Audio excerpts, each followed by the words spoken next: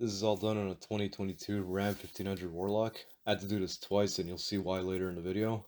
To start, you'll need to remove these 6 clips. Simply pull on it and they will come right off.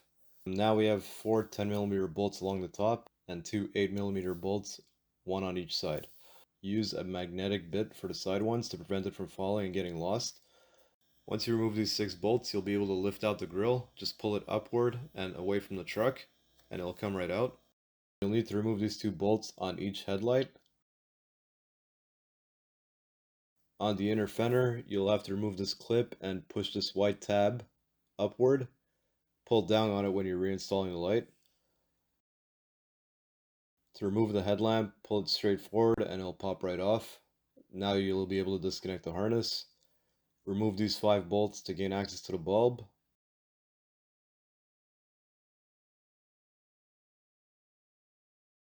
Remove the harness on the bulb. Twist and pull the OEM bulb out.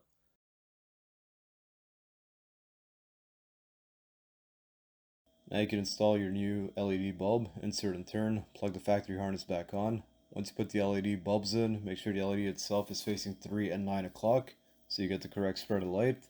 Here I'm showing how to remove the high beam bulb in case you decide to change both low and high. Now here's why I had to do this twice. Lasfit did not specify which bulb would work, but if you do end up installing Lasfit LEDs, you'll need the minis. The regular sized ones will hit the cover for the low beams, and they don't fit in the slot for the high beams.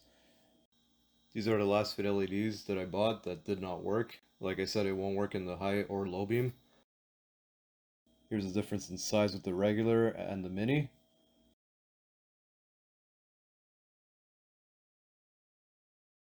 Before reassembling the truck, test your lights and make sure you have no check engine light.